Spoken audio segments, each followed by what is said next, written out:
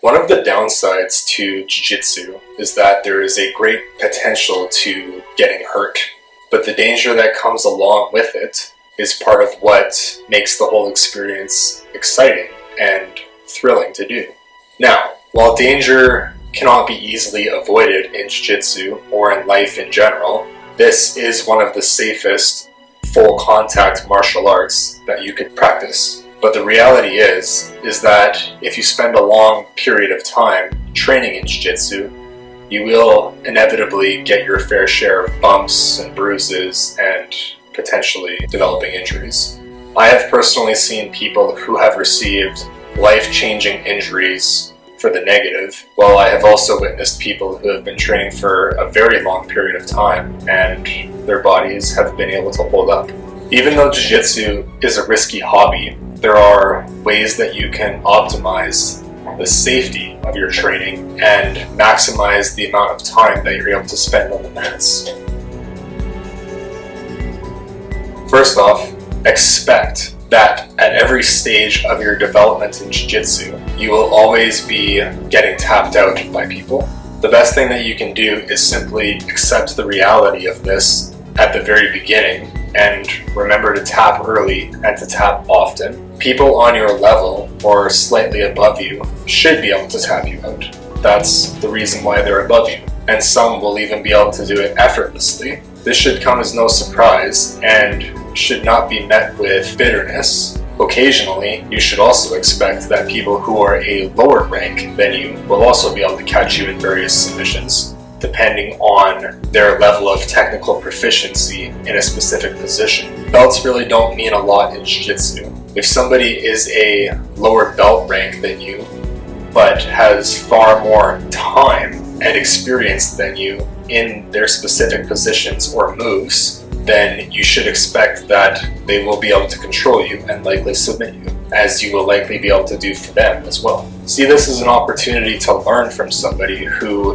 has surpassed you in a very narrow part of the sport. Don't allow your pride to get in the way of this. When it comes to tapping early, this is especially true with joint locks. The difference between rolling again the next day and potentially having a ligament torn can literally come down to a split second. If you are rolling with a good partner, they will get you into a vulnerable position where your arm is at its full extension and then simply hold it there at that point. They won't necessarily feel the need to put it on as quick as they can the second that they get an opportunity to tap you out. And then even if you are still being stubborn, they'll slowly apply the pressure instead of hipping into it and putting it on as quick as they can. And if the person still refuses to tap, then they are taking advantage of the kindness of their partner, and they should be informed of that. Chokeholds, on the other hand, are a bit of a different ballgame. You still need to be careful with them, of course, and have your partner's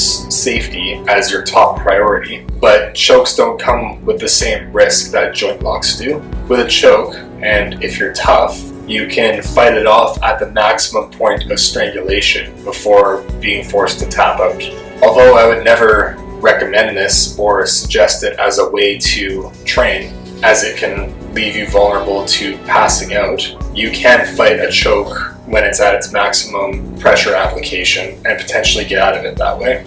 Tapping out will also help you to prevent a possible neck injury as well, because a lot of chokes carry with them an element of a cranking motion as well. In the training room, there is no reason to let a submission go on for too long. At that point, it is purely an ego reason and pride getting in the way that is preventing you from tapping out. And your pride will be much more hurt if you have to spend the rest of your evening in the emergency room after a training session because you got your arm broken. And it's going to hurt a lot more if you aren't able to step back on the mats for another 6 months from now. Another way to train safer is to only roll with training partners that you trust and have your safety as a priority. And this is especially true if you're just a hobbyist and not somebody that is focused on high-level competition. Most of us have full-time jobs that we have to go to the next day, and we have a family that we have to take care of as well. If you don't plan on competing and you are just training jiu-jitsu as a hobby or to get into better shape, it would be in your best interests to look past rolling with somebody who is known to be a rough training partner, somebody who is much younger and athletic or competitive. Opt for training partners that are trustworthy, who are good people, who have your safety as their number one priority at all times. The third way to train safer is to listen to what your body is telling you. Your body doesn't have any hidden agenda that is not within your best interests. It doesn't lie to you, it doesn't tell you what you don't need to hear, and it certainly doesn't have any ego or pride that it's trying to maintain. Your body has nothing to gain for training when it isn't prepared and recovered enough to do so. If you're experiencing pain in any particular part of your body, you should pay very close attention to where it's coming from and look to find out what caused it. Being sore is a very normal part of the athletic lifestyle, but physical pain is a very big red flag and is different from simply being sore. Pain should be dealt with proactively, and recovery should be prioritized until the pain subsides.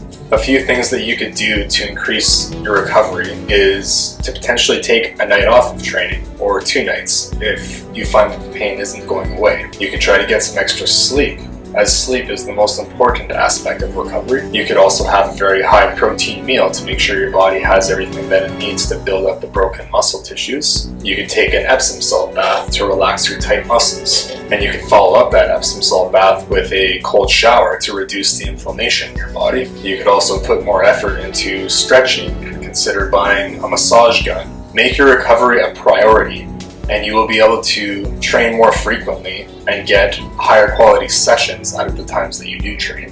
Don't get caught up in the heat of the moment in a very intense role, as it could result in a life-changing catastrophic injury for you and your partner, and that would be good for nobody. Train with the intention of being able to do it for the rest of your life, and not just a part of your life.